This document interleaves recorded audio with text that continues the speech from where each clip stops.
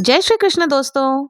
जितिया का पावन पर्व आने वाला है और आप सभी को जितिया व्रत की बहुत बहुत शुभकामनाएं। जितिया यानी जीवित पुत्री का व्रत पितृपक्ष यानी आश्विन मास की कृष्ण पक्ष की चतुर्थी तिथि को रखा जाता है। ये व्रत एक कठिन व्रतों में से एक माना जाता है।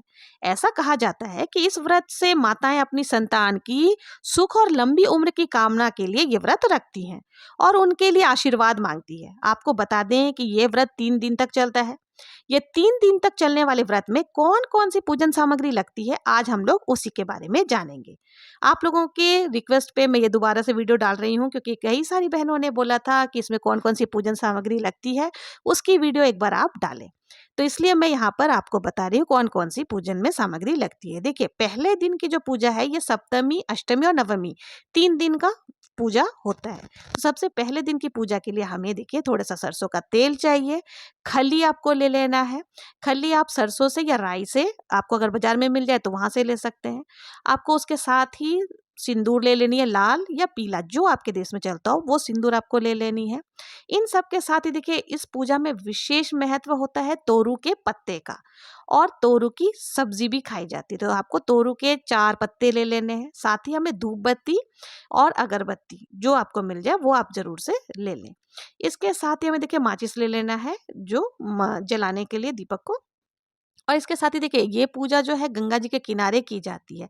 लेकिन अगर आपके आसपास में गंगा जी नहीं है, आप नहीं जा सकते हैं, तो आप एक पात्र में परात ले लें या कोई भी बड़ा सा पात्र, बाल्टी ले लें, उसमें थोड़ा सा गंगा जल मिश्रित करके गंगा जी का स्वरूप आपको बना लेना है और फिर आपको वहीं पर पूजा करनी है।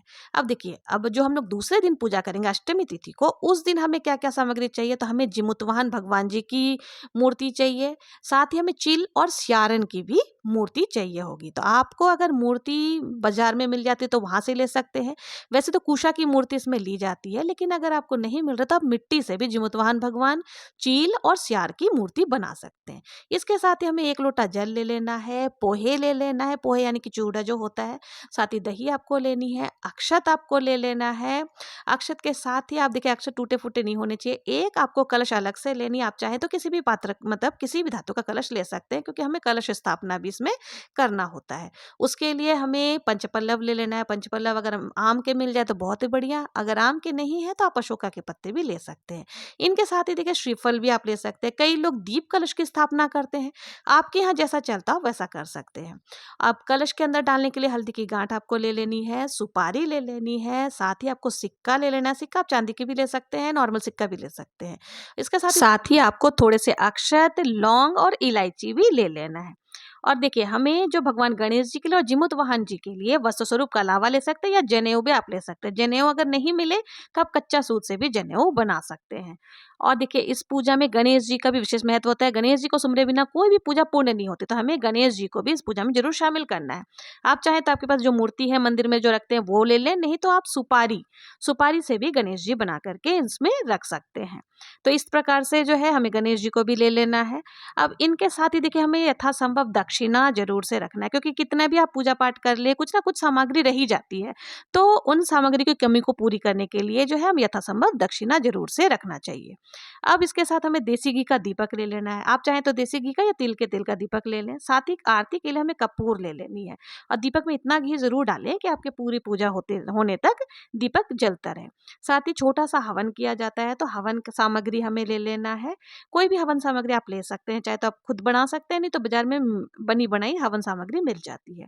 अब हमें भोग लगाना है। देखिए जितिया की जो पूजा होती है इसमें भोग अलग ही तरीके का लगता है। तो देखिए कोशी मटर जो होती है वो आपको जरूर से ले लेना है।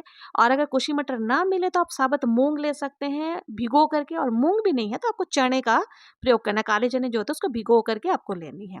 इसके साथ ही आप गुड़ ले सकते हैं।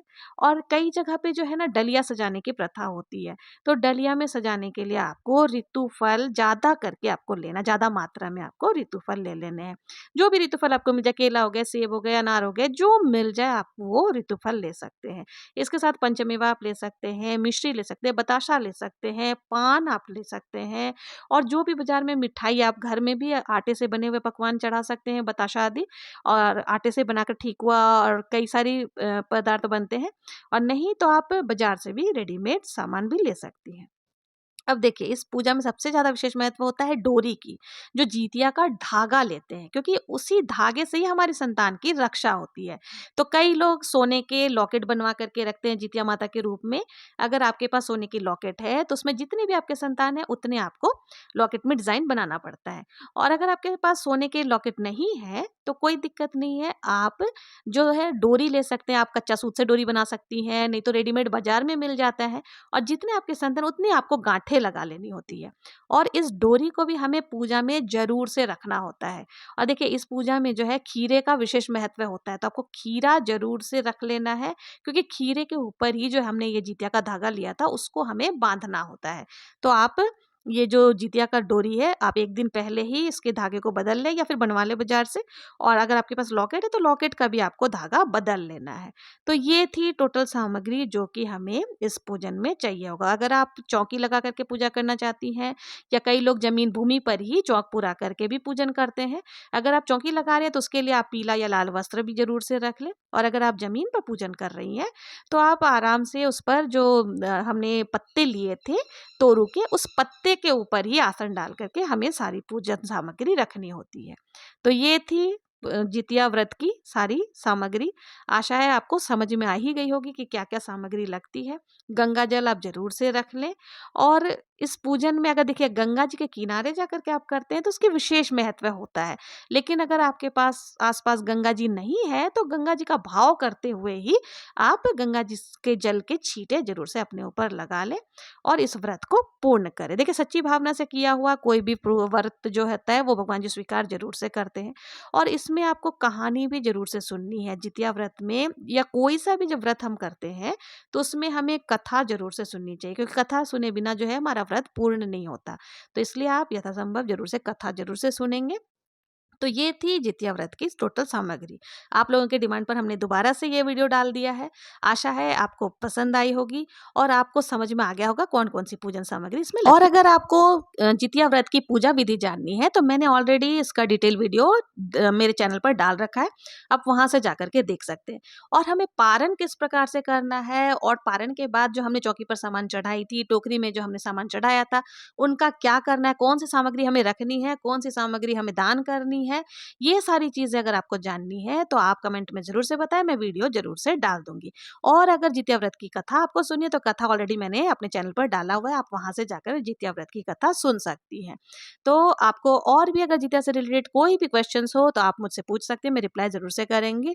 और अगर आपको मेरा ये वीडियो पसंद आया हो, ये सामग्री अगर पसंद आई हो, ज़रा भी हेल्पफुल लगा हो, तो प्लीज़ मेरे चैनल को लाइक, शेयर, सब्सक्राइब ज़रूर से करें। मिलते हैं नेक्स्ट वीडियो में, तब तक के लिए जय श्री कृष्णा।